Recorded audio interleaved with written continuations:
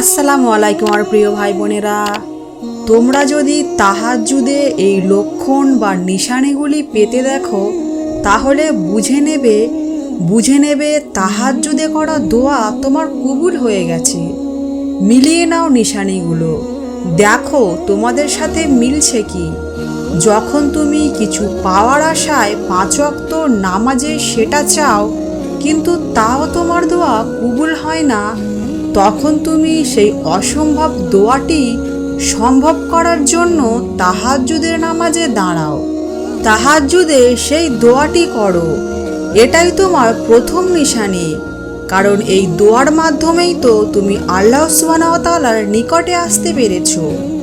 তোমার দোয়া চাওয়ার মাধ্যমে তুমি তাহাজ্জুদের নামাজে পৌঁছে গেছো, অর্থাৎ তাহাজ্জুদ পড়ার তৌফিক তুমি পেয়ে গেছো এবং তুমি তাহাজ্জুদ পড়তে পারছো। তাহাজ্জুদ আল্লাহর প্রিয় ইবাদত, যেটা সবাই পড়ার তৌফিক পায় না। আর যদি তুমি পেয়েছো, এটা কোনো সাধারণ ব্যাপার না, কারণ আল্লাহ তার খাস বান্দাদেরই এই নামাজ পড়ার তৌফিক দেন।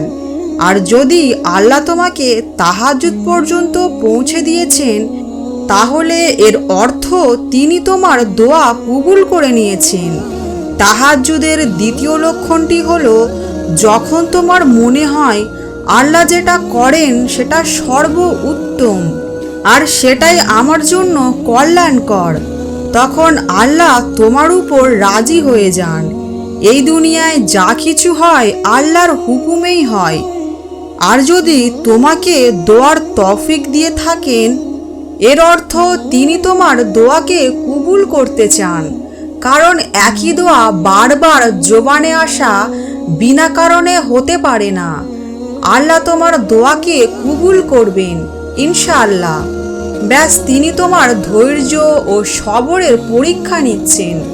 তাহাজ্জুদে দোয়া কবুলের তৃতীয় নিশানি হলো, কোনোদিন তাহাজ্জুদ মিস হয়ে গেলে বা ছুটে গেলে খারাপ লাগা, যে আজকে আমি আমার রবের সাথে কথা বলতে পারলাম না, আল্লাহকে সেজদা করতে পারলাম না।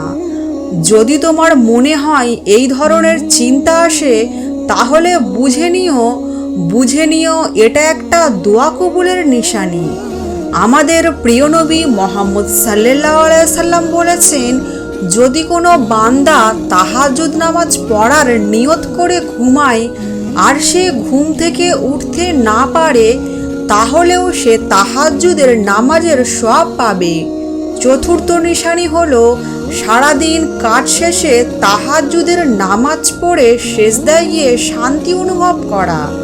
এত শান্তি মনে হয় সারাদিনের পরিশ্রমের পর একটু হালকা ফিল করা, এটাও তাহাজ্জুদ কবুলের নিশানি। পঞ্চম নিশানি হলো, অনেকক্ষণ সময় নিয়ে তাহাজ্জুদ নামাজ পড়া, অর্থাৎ বেশি বেশি বড় সূরা, লম্বা কেরাত এবং রুকু সেজদা তাসবিহগুলো বেশি বেশি পাঠ করতে মন চাওয়া। এটাও একটা লক্ষণ যে আল্লাহ তোমার উপরে রাজি আছে। ষষ্ঠ নিশানি হলো, বারবার একই দোয়াকে চাওয়া।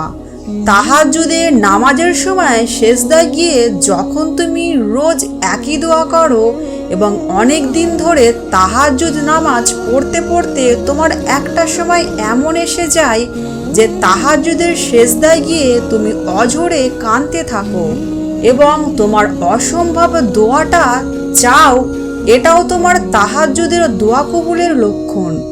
সপ্তম নিশানি হলো, যখন সবাই রাতে গভীর ঘুমে আচ্ছন্ন থাকে কিন্তু তুমি তোমার ঘুমকে হারাম করে তাহাজ্জুদের নামাজে দাঁড়াও এবং সেজদায় গিয়ে অনবরত কাঁদতে থাকো, সেই কান্না প্রথম আসমানে গিয়ে তোমার রবের কাছে পৌঁছে যায়।